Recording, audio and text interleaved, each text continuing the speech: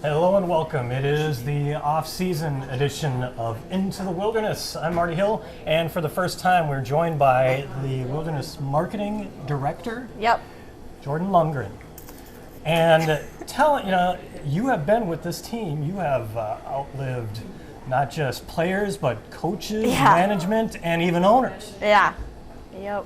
Yeah, I've been here, the SIJHL Wilderness that was here before. I was with them.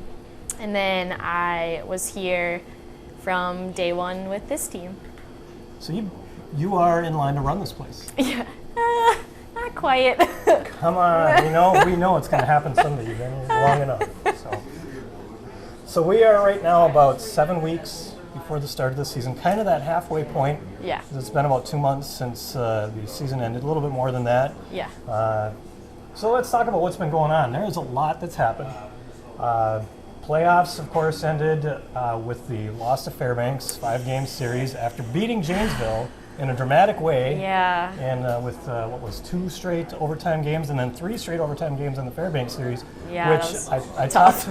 talked to Alex Curious, Okay. Yeah. communications director for the NHL, and they couldn't find any records that matched that, at least in their record Oh, keeping. really? So you'd have to go back to before their current method of record Right. keeping. So I'm calling it a record. Yes. I'm calling it a league record. Yay. You heard it here first. Another one. Woo. Exactly. So yeah, so there was the Fairbanks series.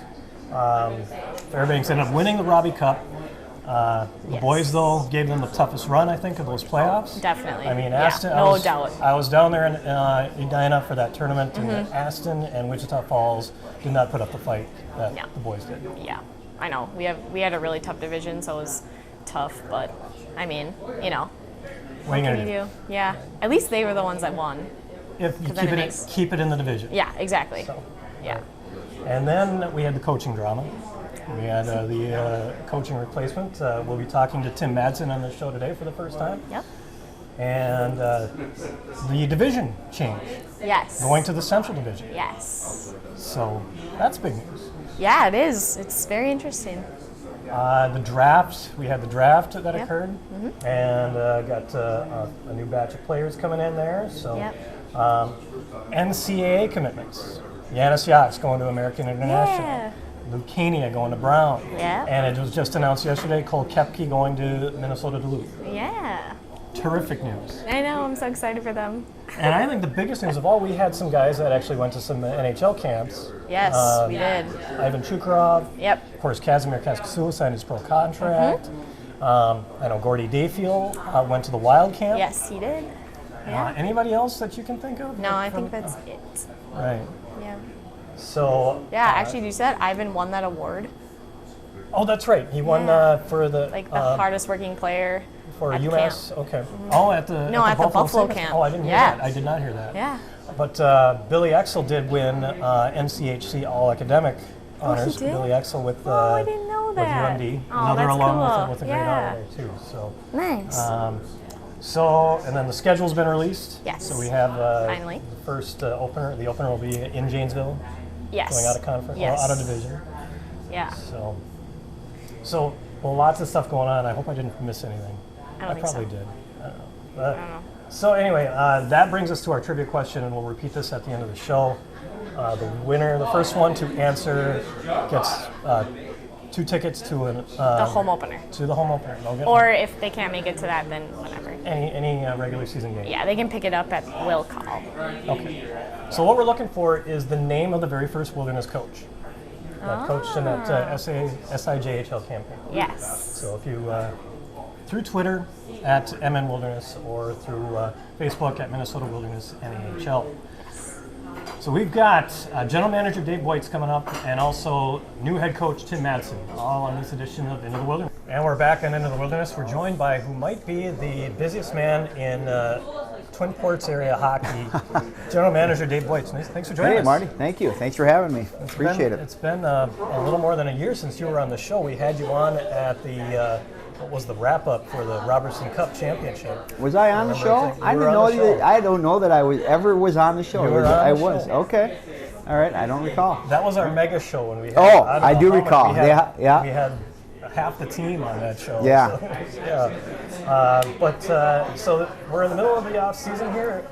And people wonder, okay, well, there can't be a whole lot of work, but it seems like maybe there is less work, but it seems like the work that you do here is probably more important than what you do during the regular season.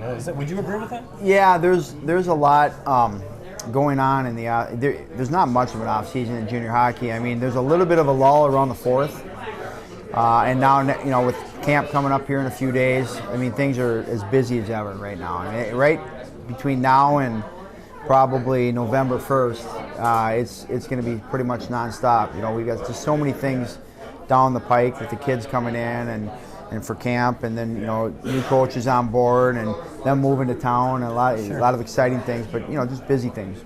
So I'm going to bring up, because it is the elephant that's in the room, and the coaching change, and a lot of people are wondering what went into that decision. Why go ahead and make that change to let go of Corey Millen and make this change here, bring in Tim Madsen? Well, the organization, we just decided we were going to go in a different direction.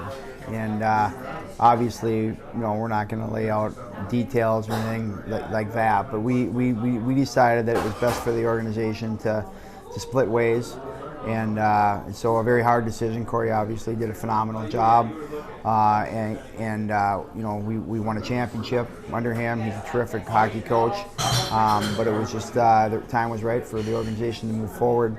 And transitioning into our new staff has been really exciting. And the couple, with Tim, first of all, awesome head coach, great coaching candidate, just coming in, looking at him, and then looking at his background, where he's been.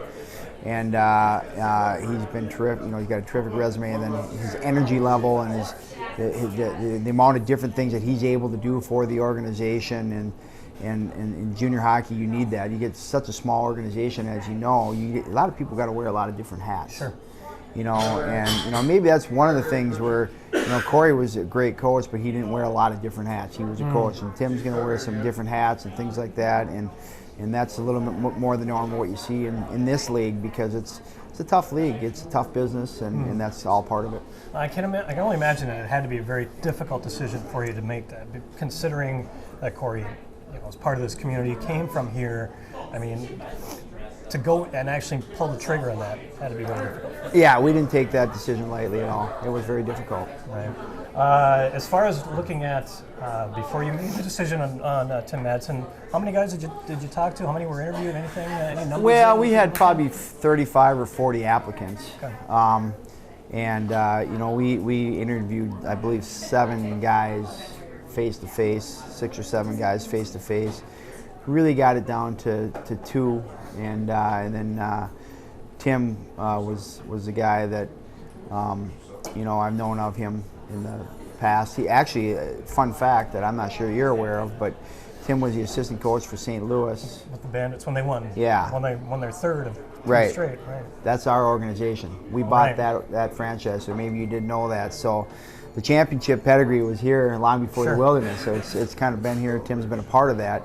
And as was John Cooper, coaching with the Tampa Lightning. Okay. So that's all the same franchise moving forward. So ironically, he ends up taking the job here. Rejoining this team that he was part of before. So he was, to me, he became the obvious choice.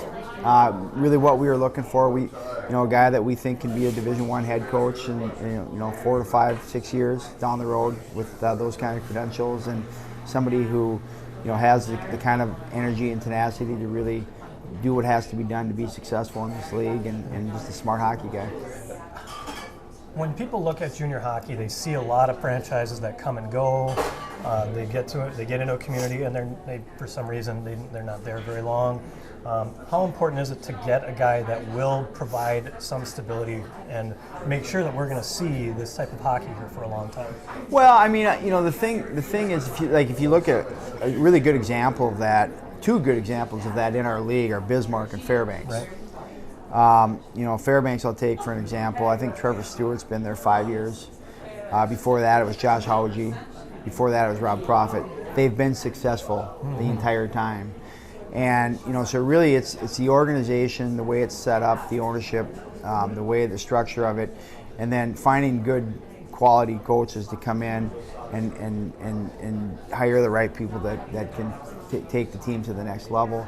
We're not looking for Tim to be here 10 years, Right. because if he is here 10 years, then we probably didn't hire the right guy. Okay. So we're looking for Tim to be here 3, 4, 5, maybe 6 years, depending on how his progression goes. But just like the players, the coaches in this league should be looking to move up to the next level. Wanting And it as a that's stepping really- stone, not and a that- destination. Exactly. Thank you for putting that the way I was trying to put that.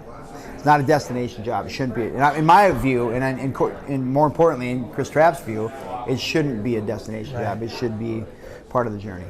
And then, how big of a factor was it that he had the college coaching experience? Where, I can imagine that had to be a big draw, being that that's where the kids want to go to. He can relate to those kids in that kind of an aspect. Yeah, well, he really understands the next level, and he's got so many of those contacts at the next level, and so he's been where those kids, many of our kids are trying to get to. So it was a huge factor. He'd been there for a long time. He'd been in Niagara 7 years. He's been an associate head coach, I believe, 4 years. Could be maybe 3, but somewhere in that area. But the fact is he understood every aspect of being a college hockey coach, without maybe the pressure of being the head coach that comes with being the head coach. And he sort of was seeking that experience. I thought that was what he needed to round off his resume and to be successful out on his own. But just the fact that he understood the level of play, what it takes to get there, understands the dynamics of junior hockey, because he's had to scout so many different leagues for so long to see all these different players. That experience was invaluable for us. Was this coaching search any more challenging than others that you may have taken part in, maybe in some of your other endeavors with maybe North Iowa or Alexandria, anywhere like that? Well, I coached North Iowa and I Okay. coached Alexandria, so hopefully But it it wasn't. wasn't? Yeah, Yeah, okay. it was a pretty easy search for me, right? Sure, sure. Okay, so this is the and only I place coached for in Alaska. general Yeah, okay. so this would be. Actually, I hired Corey in Alaska, Okay. and he was the only guy because I was stepping down, but we wanted to, and Corey had coached the team in Alaska, and then wasn't there, and then when I went up there and coached it, and then I wasn't going to coach anymore just because we were having a hard time finding someone to run the off-ice stuff, so I went out and hired Corey. Okay. And then came back here, got out of hockey for a while. So this is really the first full search Sure. that I've done. And honestly, from when we made the announcement, from my office to my house was a 10-minute drive. And in 10 minutes, I had 4 applicants. I was over. And Chris, Trapp, he was like, geez, how are we going to advertise for this? Yeah. And I said, well, we won't need to advertise for this. This is going to be one of those things where, and we're winning enough program and in a great location. I think it's a pretty desirable spot for Right. guys. So we had, by the weekend, and within 2 days, I had over 30 applicants. Right. That says a lot about what this area is as far as a place that likes to attract people who know the game. Yeah. And basically what kind of success there has been here. People Well, I want to think go ahead I think the and tap into organization. Yeah, I think that was one. If you asked Tim, I think one of the things is the organization's been able to have a good reputation in the hockey world, and I think that says a lot about Mr. Trapp and the way he's done things. And so, it was very attractive for and we had a lot of really qualified candidates. So. And real quick, the division switch. If you can talk about that real quick and what went into that. Was that something you had a choice Yeah, in? no, I was behind it. Okay. I pressed pretty hard, and who knows? Travel was one thing. It's pretty tough to how could I say this to be politically correct? But when you're playing in a division with the Alaska teams, Right. year after year, there's a lot of expenses that people don't. It's tough, but the hardest part to stomach is there's been such a difference between the two teams there, and they play each other 16 times. Sure. And so, Fairbanks being, maybe the best program in the league, if you look over the last 10 years. I totally agree with Kenai being, hate to say it, but struggled. They yeah, they've struggled mightily. And if you look, so it's really hard to play in a division where there's that many points. And if you talk to Coach Millen last year, it drove him crazy too. No. So it's nice to get a little break from that. Right. One of the biggest reasons was just the whole flying and having to go up there 2-3 times every year. We really felt as a new organization, and we've had to do that from day one.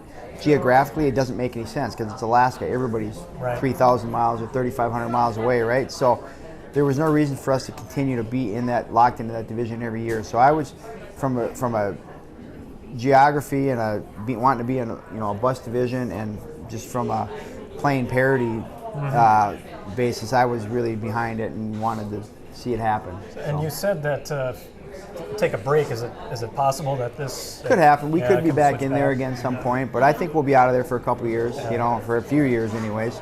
And we'll see. I mean, it's going to be, we got some great programs. I mean, Bismarck and Minot and Austin. And I mean, I know Aberdeen's got Scott Langer coaching down now there. He's been successful wherever he's been. So, I mean, it's going to be, a great division. I would think that eventually Dan Daikawa is going to get that program going down there. So it's going to be a heated rivalry in every way you look at it in this division. It'd be nice to see Fairbanks in the showcase. Is that possible? That would be great. I would love to see. Are you able to influence that at all? Or do you have No, any say? no. We're waiting for that showcase schedule to come out. In fact, I was going to call the league today and find out when the heck is that coming out. Well, if I could convince, if it would be my choice, Fairbanks, get Aston in there, another Robertson Cup team, Wichita Falls, and maybe, maybe a team we've never played before, like Topeka or something like that. Yeah, right. I don't know. But I would like to play Fairbanks in the show, and I think it'd be a big draw. You would get, that could be a marquee event down there. Yeah, and that's the one downside of having them not in our division. But they only came here once a year, but we did play them 2 years in a row in the playoffs. But that's you're not guaranteed that. So you guys gave them their toughest test last year in the playoffs to see that rematch again. Yeah, no question. Yeah. Well, thanks for joining us, Dave. Really appreciate it. Yeah, and, thank you. Giving us the skinny on what's been happening and all the background and all that stuff. Okay. So good luck with the camp coming up and the rest of the season. Okay. Thanks, Marty. Dave Boytz joining us, the general manager of the Wilderness. We're back on Into the Wilderness, and we're joined by the brand new head coach of the Wilderness, Tim Madsen. Thanks for joining us. Thank you. And Tim comes to us from, first of all, before we get into the heavy hockey, heavy stuff, congratulations on your marriage. Appreciate that very much. Appreciate that. Now, you just got married, what was just within the last few weeks? 2 weeks ago. Yeah, I got married 2 weeks ago, then had the honeymoon, and then drove here yesterday. So it's been a long 2 weeks. And where'd you honeymoon? St. Lucia, Okay. down in the Caribbean. So You got a little bit of a tan and you got yourself all. I got relaxed, and now it's hockey time. That's right.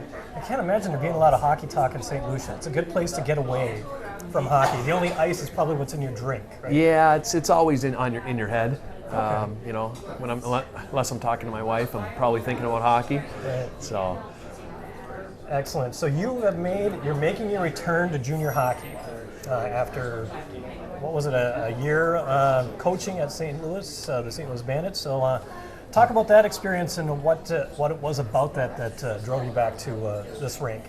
Well, I started out in St. Louis, worked under Jeff Brown there, former NHL player. Then got to go back to my alma mater, Niagara University. Was there for 7 years, place that I'm very passionate about. And then just the opportunity to come, A, be a head coach, and B, this is my home state. This is where I grew up, and I thought it was time to come home. That's right, Elk River. And I was going to bring that up as well once we got along here. But one thing that I talked to Dave Boytz about was the perspective that you have being a college coach and a junior coach, being able to use that as a way to bring players in. Tell me about what it is that you saw as far as molding players at a junior level and a college level. What do you see are the big differences there? Well, college, you have the players for 4 years. 4 years is a long time. Sure. Junior hockey, it's usually anywhere from 1 to 3 years. Usually it's 1 or 2. Right. So in junior hockey, you're trying to develop, they want to get to college. So I think it's the purest level of hockey because they haven't reached their goal yet, and they're still trying to get there. Now, from a recruiting standpoint, I think it's an advantage for us with me having worked in college because I know a lot of Division I college coaches from around the country, and I know what it takes to get to that level. So that's been one of our big selling points, and the kids have seemed to really be attracted to that. Now, one thing that I've discovered was a challenge, at least I know from the team last season, was because they had a lot of guys that had those college commitments. The big challenge was getting those guys to continue to be motivated after they received that commitment. What out there is there to be able to get them to keep playing, outside of just winning a championship, that kind of thing. And then you also have that situation where it looks like a guy may not get that commitment. How do you motivate them as well? If you can provide some. Well, the kids that are committed already, and it's happened. It happens all the time in junior hockey. Case of the commits, as we call it. Right. I think as a coach, you just have to preach to them that it's not going to be easy at the next level, and you can't take a half a year off of hockey just because you committed. You have to continue to get better and better every day. And for the 20-year-old kids that are aging out, it's a hard thing sometimes the later you get in the season, because they get worried about their future. They want to know what's going on. Right. So you have to preach to them that the more success that the team has, the more guys are going to move on. Right. So the further you go in the playoffs, the more commitments you're going to see, and it happens every year to every team in the league. Yeah, that's more. Yeah, exactly. You're getting more exposure. Exactly. In that respect. One thing that you're coming into a place where both coaches previously to you won championships. So how much pressure does that, or do you see that as mainly something as motivation and just something that kind of drives for you? You know what? I don't really think that way. I just the pressure that I always feel is self-inflicted pressure, because I'm a competitor, and I want to win, and I want to make the kids better. And the last staff did a great job and won a lot of games, and we're just going to do things our way. We're going to try to carry on the winning tradition of the organization.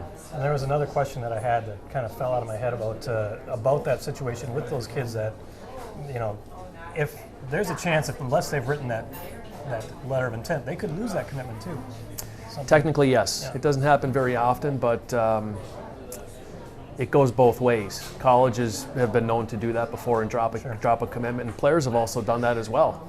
Dropped a commitment and chosen another school. So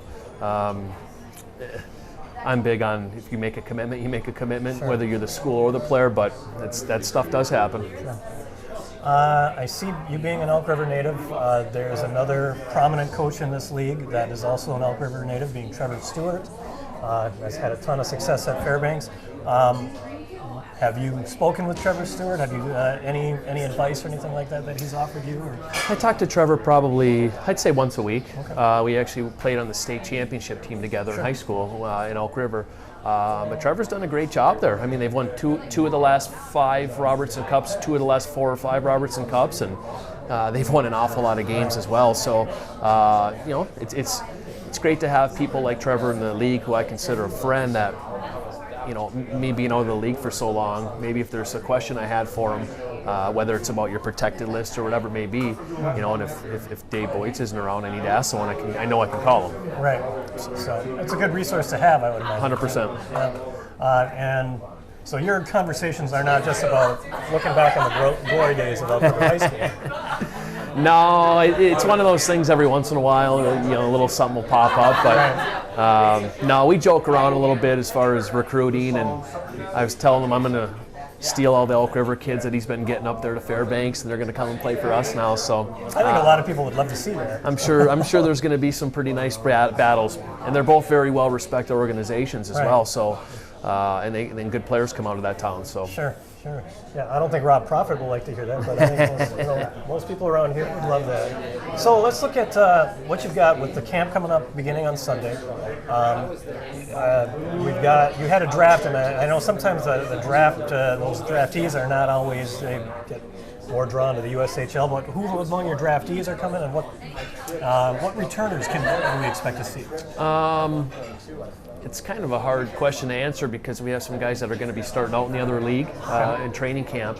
But as of right now, today, we potentially have 5 returning players, which isn't a lot.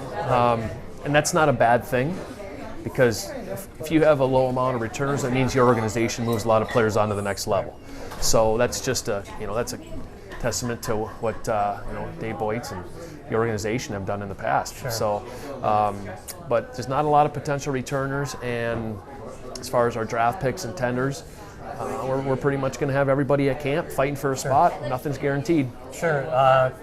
Real quick, if you can talk about your top draft pick, Zach Mills. Will he be there? And Zach's going to be at camp. We actually drafted him and his brother. That's right. Zach's going to be at camp. His brother's going to be skating, but Zach's rehabbing an injury. Okay. But he wants to come up to the town to meet the new staff, see the facility, see the town, and do that stuff. So. What did you like about Zach? What was it that made him your top choice? Well, first of all, he's a Minnesota kid. Second of all, he's got junior hockey experience. Played in Alberta last year, which you can't put a price tag on experience. And he plays the brand of hockey that we're going to play, which Okay. is high tempo, skilled, players with great hockey sense, competitive. He has all those traits, and that's what that's why we're excited to get him. We were fortunate to get him at where we got him in the draft at the 18th pick. We were fortunate that he dropped that low. Okay, terrific. And that's one thing I was going to ask you about is what kind of team are we going to see here? You gave me an idea of that. Up tempo. I mean, are we talking to the extent of Edmonton Oilers 1980s fire wagon kind of style, or? You know what? Mike Benedict and I we like kids that are smart. First of all, we like guys that can skate. I would say puck possession, high tempo, skilled. Mm-hmm. We like guys that can make plays, high hockey IQ, and obviously competitors. Right. Is it so? We're looking at a team that's going to need a lot of speed. Yep. So you're not going to be afraid to get smaller guys in the lineup. Not too worried about that. Not too worried about the size. I think our division's going to be pretty tough as far as knowing the style of play that some of the coaches in our division play. Yeah. So I mean, we're not going to have a bunch of 5'7" players, but we're not afraid to. If they're skilled and they're smart and they can make plays, and we're not going to not take a kid because he's small. Well, I know there are some teams in this division, like Bismarck, for example. It seems they always like to get big guys in the lineup. So you're going to have to deal with that. That's a great example right there. Lane's teams are always competitive and big and hard and physical. Michael Benedict, was that your choice as far as an assistant coach, and what do you like about him? What does he bring? Mike was my choice. As soon as I got hired, I knew I was going to hire him right away. I actually recruited Mike to play at Niagara, where he played college hockey, and he was in Corpus Christi last year, and they had a coaching change with their head coach. So I knew Mike was available, and it was an easy decision. He's a hard worker, he's smart, and he's a loyal kid. So we're going to have some fun together and hopefully win a lot of games together. All right. So yeah, you've got about less than 2 months now before the Bears start. It's coming quick. We're really excited. I think the whole organization's excited, from the ownership to the management to everybody involved. I think everyone's excited. It's a new year. We've got a new staff here. It's a new season. It's going to be a new group of kids. I think there's a lot of excitement around town. Change always brings excitement. So, Absolutely. I'm looking forward to seeing what you guys can bring here. And we're excited about it. All right, Tim Madsen. Thanks you. for joining us. Head Thank coach you. of the Wilderness. And we'll be back to wrap up this episode in a moment. And we're back to close out this episode of Into the Wilderness. And Jordan Lundgren, Marty Hill with you here. And real quick, what's coming up here? Of course, the show is previewing the main camp coming up, and that begins on Sunday. Yes, it does.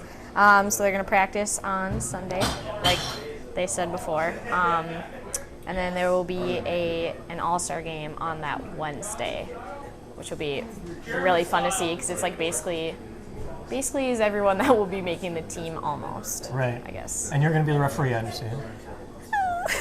No? No, not quite. See, I was ready to cut my vacation short and make it for that, but not anymore. Let's see. Season tickets are on sale. Yes, they are. It's an early bird special until August 15th. Adults are $169, and student, military, and seniors are $99. So. And billets. You're looking in Yes. search for billets. Yes. People host families for the kids. Yep, there's a link on our website for a form to fill out, and it kind of has some questions, and it'll answer some things that you might like would want to ask us about that kind of thing. And then, yeah, I mean, we're always looking for them like all the time, and we're really appreciative of the ones that we still do have from day one. They're amazing. It's a really good experience too. Like it's, You've had people that have been there since the Yeah. very first season. yeah, we do, and they've loved all their kids, and they still keep in contact with them, and they still see them, and it's such a cool experience for them. Like a second family. Yeah, it is. It's really cool. And that's at wildernesshockey.com. Yes. And there's a jersey auction underway. Yes. The red away jerseys from last year that the boys wore are on sale, and there's only 4 left. So they were going really fast. Sweet. And a charitable golf outing coming up at the Yes. end of August. Is that or early September? It's early September. It's always the Wednesday after Labor Day. Okay. And that'll be with the team that Yes. makes it through all of what we're seeing beginning on Sunday. Yeah. So. Yes, they will be there. And there'll be of course the opener is September 16th. There's a preseason game set for away Yes. on the 8th. On the 8th, yep. And that's down is that in Richfield or where is that? I don't know if it's going to be in Richfield yet. They haven't decided that yet, but it's against the Magicians. Against the Magicians. Yeah. Okay. And the Trapp family, the owner, one of the co-owners of the team, are looking to help out a young man that you're friends with that suffered a very tragic accident. Yes. Yeah, he set up a GoFundMe page, and we put it on the Wilderness social media, so it's up there. And they're looking for any kind of donations whatsoever, even if it's like $5 or, I mean, anything helps really. I mean, they have no idea what kind of medical bills that they're going to have, so. And this is for Andrew Kerr. Andrew Carr, yes. He was a teammate of some.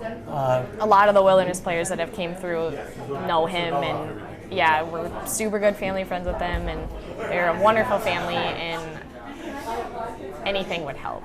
So And once again, our trivia. What was the name of the very first coach that the Wilderness had for the 2012 and 13 SIJHL season? That'll take care of this edition of Minute of the Wilderness. Jordan Lundgren, thanks for joining us Yeah, here. thank you, And I Marty. want to wish good luck to Ryan Peltoma real quick. He was the one who sat in the seat. And he's going to be moving on, the assistant general manager, to new, bigger and better things. So Yeah. Thanks for the work that he did with us on the show. He's sitting right here enjoying his meal. You can't see him here, but thanks for his work that he's done with the Wilderness. That'll do it for this edition, and take care.